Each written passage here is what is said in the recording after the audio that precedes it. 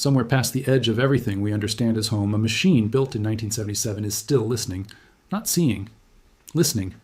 And what it has picked up, drifting through a region of space no human being has ever physically touched, is not silence. It is sound. Real, measurable, recorded sound coming from the space between the stars. For decades, we assumed that once you left the sun's protection, you left behind everything. No light, no warmth, no signal, no noise. We were wrong, and the machine that proved it wrong is dying. Its name is Voyager 1, and right now, at a distance so vast that light itself needs a full day to cross it, this aging spacecraft is transmitting data that sounds less like static and more like something breathing. Let's slow down, because most explanations of this story rush past the part that actually matters. Voyager 1 launched in September 1977, a few weeks after its twin Voyager 2. Both were designed for a 5-year mission: fly past Jupiter, fly past Saturn, take pictures, gather data, and quietly fade into obsolescence like every other planetary probe before them. Nobody on that engineering team expected either spacecraft to still be transmitting in the year 2026. Nobody expected either machine to still be functioning at all. And yet, here we are, 49 years later, watching a piece of 1970s aerospace hardware do something that current generation spacecraft, built with modern processors and modern shielding, have never been able to do: operate, uninterrupted, in the space beyond our sun's protective bubble. That bubble is called the heliosphere. Think of it as an enormous invisible bubble of charged particles and magnetic fields that our sun blows outward in every direction, like a slow, constant exhale that pushes back against the rest of the galaxy. Everything we've ever built, everything humanity has ever touched, has existed inside that bubble. Earth is inside it. Mars is inside it. Every satellite, every rover, every crewed mission in history has operated inside the boundary of our star's influence. Voyager 1 is the only human-made object in history to leave it and keep talking to us afterward. It crossed that boundary in 2012. Read that again, 2012, over a decade ago. And what it found on the other side did not match the predictions. Scientists had modeled interstellar space as a kind of dead calm, a quiet nothing beyond the sun's noisy influence. Instead, Voyager 1's plasma wave instrument picked up oscillations, vibrations in the thin soup of charged particles that fills the space between star systems. When NASA's engineers took that raw data and shifted it into a frequency range human ears can process, they got something that should not exist by every intuitive assumption we've ever had about deep space: an eerie, tonal, almost musical hum. Not sound in the traditional sense of air molecules vibrating, because there is no air out there, but real physical oscillation, translated into sound, and it is genuinely unsettling to hear. This is where most casual coverage of Voyager 1 stops. A cool space fact, a neat audio clip, on to the next headline. But here's where it gets worse, and also far more interesting, because the story of what Voyager 1 is listening to cannot be separated from the story of what is currently happening to Voyager 1 itself. And that story is not one of triumph. It's a slow-motion emergency, playing out over years instead of seconds, and 2026 is the year it reached a breaking point. Every spacecraft needs power, and Voyager 1 gets its power the same way it did in 1977, from a device called a radioisotope thermoelectric generator, which converts the heat produced by decaying plutonium into usable electricity. There is no refueling this machine. There is no swapping the battery. The plutonium decays at a fixed, unstoppable rate. And as it decays, the spacecraft simply has less energy to work with every single year. At launch, its 3 generators produced close to 470 watts, barely enough to run a couple of household appliances, but sufficient to power an entire interstellar mission. By early 2026, that number had fallen to somewhere around 250 watts. Read that again. Less than 100-watt light bulbs, running a spacecraft billions of miles from the nearest human being, in a place where the ambient temperature sits at nearly minus 270 degrees Celsius, a few degrees above the coldest theoretical temperature in the universe. And that number keeps shrinking. Every year, Voyager 1 loses roughly 4 more watts of usable power. It sounds small. It is not small. 4 watts, subtracted year after year after year, from a supply that was never large to begin with, means the mission is on a countdown clock that cannot be paused, cannot be renegotiated, and cannot be reversed. The engineers at NASA's Jet Propulsion Laboratory have known this for decades. What most people don't realize is how deliberately they have been managing the decline, not reacting to crises as they happen, but making cold, calculated sacrifices years in advance to buy the mission more time. This is where the story escalates into something closer to a controlled demolition than a slow fade. Voyager 1 launched with 10 identical sets of scientific instruments. As of 2026, 7 of them have already been permanently shut down. Not because they broke, because the team chose to turn them off. deliberately starving parts of a still-functioning, historically irreplaceable spacecraft in order to keep the rest of it alive. Think about what that means. Somewhere in a control room in Pasadena, a team of engineers sat down years in advance and built a document ranking which pieces of this 50-year-old machine were expendable, in what order, and under what conditions they would be sacrificed. They didn't do this in a panic. They did this with the calm, procedural detachment of people making triage decisions, because that is exactly what this has become. In February 2025, they shut down the cosmic ray subsystem. In April of 2026, they made an even harder call, deactivating the low-energy charged particles experiment, an instrument that had operated almost without interruption since 1977, through the Jupiter flyby, through the Saturn flyby, through every year of the mission, right up until an ordinary maneuver in late February 2026 caused its power levels to unexpectedly dip. That dip triggered alarm bells inside the mission team, because a spacecraft this fragile has an automatic self-protection system, a kind of electronic panic response that shuts down components on its own if voltage drops too far. If that system triggers itself, recovery can take days or weeks of careful, painstaking remote diagnosis across a communication link that already takes over a full day to deliver a single message one way. The team could not risk waiting to see if the fault protection system would fire, so they moved first.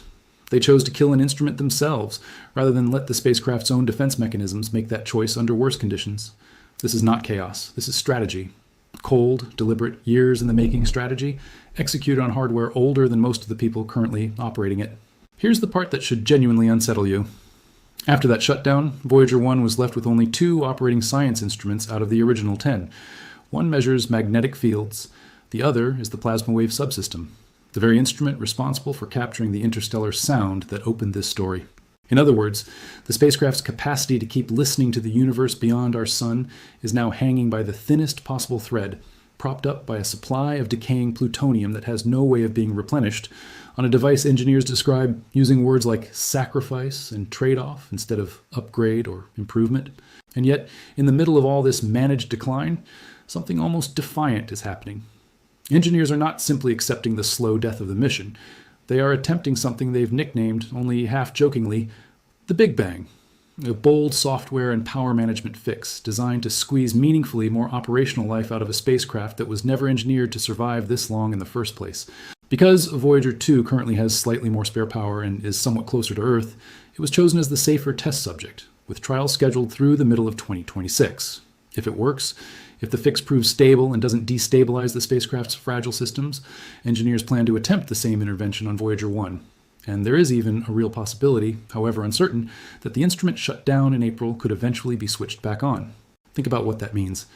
A machine designed and built before most current NASA engineers were even born might have a small, deliberate resurrection attempted on it, executed across a communication delay measured not in seconds, but in entire days.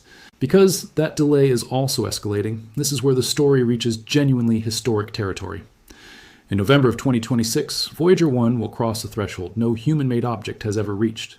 It will become so distant from Earth, more than 16 billion miles, roughly 26 billion kilometers, that a radio signal traveling at the literal speed of light will take a full 24 hours just to arrive. Not to arrive and return. Just to arrive, one direction. The Voyager project manager at JPL described the practical reality of this in stark, almost poetic terms. If she sends a command on a Monday morning saying nothing more than, "Good morning, Voyager," she will not hear the spacecraft's response until Wednesday morning. 2 full days simply for a single hello and a single answering hello to complete their round trip. Sit with that for a moment, because it is easy to hear a fact like that and let it slide past as trivia. It is not trivia. It means every single command sent to Voyager 1 from this point forward carries an enormous, irreversible risk. If something goes wrong on board, a fault, a cold thruster, an unexpected voltage spike, engineers cannot react in real time. They cannot watch a dashboard and adjust course as problems emerge. They send an instruction into the dark, and for 2 entire days, they simply do not know what is happening to a 50-year-old machine hurtling through a hostile environment humans have never physically visited. Every conversation with Voyager 1 from November onward becomes an act of patience, stretched to what feels like an unbearable limit, and every single one of those distant, delayed conversations exists specifically so that this spacecraft can keep gathering something we've never captured before. Direct, physical evidence of what the space between stars actually sounds like, feels like, and behaves like when nothing is protecting it from the wider galaxy. Because that's the layer beneath the layer here. And it's the part almost nobody outside specialist circles fully appreciates. Voyager 1 is not simply the farthest human object from home. It is, right now, in 2026, the only working scientific instrument our species has anywhere in the region of space beyond the sun's influence. If Voyager 1 goes silent, humanity does not have a backup. There is no second spacecraft quietly orbiting nearby, ready to take over data collection the moment this one fails. There is no younger mission already positioned in interstellar space to fill the gap. When this machine's plutonium finally decays past the threshold needed to power even its most basic systems, something JPL currently estimates will happen sometime in the early 2030s, our direct, real-time sensory connection to that region of the universe goes dark. Not paused, not handed off, ended. And here's where the story shifts from urgency to something almost philosophical, something that should make you put down whatever else you were doing while half listening to this. Even after Voyager 1 stops transmitting, even after its last watt of power is gone and its instruments go permanently silent, the spacecraft itself does not stop moving. It does not fall. It does not burn up. There's no atmosphere out there to slow it down, no gravity well strong enough to pull it back. It will simply keep traveling outward forever at roughly 38,000 miles per hour, carrying with it a small gold-plated copper disc bolted to its side. The Golden Record, assembled by a team led by Carl Sagan in the 1970s, containing greetings recorded in 55 human languages, samples of music from cultures across the entire planet, diagrams explaining basic science, and a map showing exactly where Earth sits relative to a specific set of pulsars, in case anything or anyone out there ever finds it and wonders where it came from. Think about what that actually means for a moment, because it's easy to say map to Earth and move on without absorbing the weight of it. We built a machine, powered it with decaying plutonium, sent it past 2 planets, watched it exit the protective bubble of our entire solar system, listened through it to the actual sound of interstellar space, and then attached to its side a deliberate message, engineered to survive for millions, possibly billions of years, explaining who we were and where to find us on the extremely small chance that something out there someday picks it up. Current projections suggest Voyager 1 will drift within a few light years of another star, Gliese 445, in roughly 40,000 years. 40,000 years is such an enormous span of time that entire species have risen and vanished within smaller windows.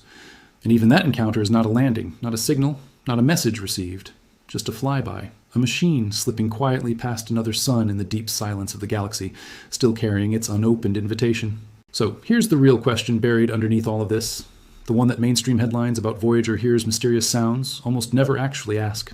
What happens to a species when the only physical sensor it has ever placed beyond the edge of its own solar system finally goes dark? We are not simply losing a piece of hardware. We are losing our only direct nervous ending in a region of the universe we otherwise only understand through theory, modeling, and inference. Every future mission humanity ever builds toward interstellar space will have to be designed, launched, and flown without a single hour of direct comparative data from a working predecessor already out there. Voyager 1 isn't just old, it is, in a very real sense, irreplaceable. Not because we lack the technology to build another spacecraft, but because we lack the decades required to let another one travel this far and still be listening when it arrives. And that raises an uncomfortable question about our own patience as a species. We built something in 1977 capable of outlasting the engineers who designed it, outlasting entire technological eras, outlasting the Cold War it was launched into. And now, in 2026, we are watching its final years unfold in real time, one deliberately sacrificed instrument at a time, one carefully rationed watt at a time, stretched across communication delays that will soon take longer than a full work week to resolve. Every good morning sent to this machine now takes 2 days to answer. Every attempted fix carries the risk of silence instead of success. Every year that passes brings us closer to the moment when the last functioning sensor humanity has beyond the heliosphere simply stops responding. Not with a dramatic failure, not with an explosion or a crash, but with quiet, unwitnessed exhaustion, somewhere in the freezing dark between stars, 4 watts short of enough. What does Voyager 1 hear out there in its last operational years that we will never get the chance to hear again through any other instrument for decades to come? What happens to our understanding of interstellar space the moment this single aging thread of data finally goes quiet? And when some future mission, built with technology we can't yet imagine, finally reaches the same region again, will it find any trace of what this 50-year-old machine tried so hard for so long to tell us? Voyager 1 is still out there right now, still listening, still speaking back to us across a gap that light itself struggles to cross, and none of us yet know how many more good mornings it has left to answer.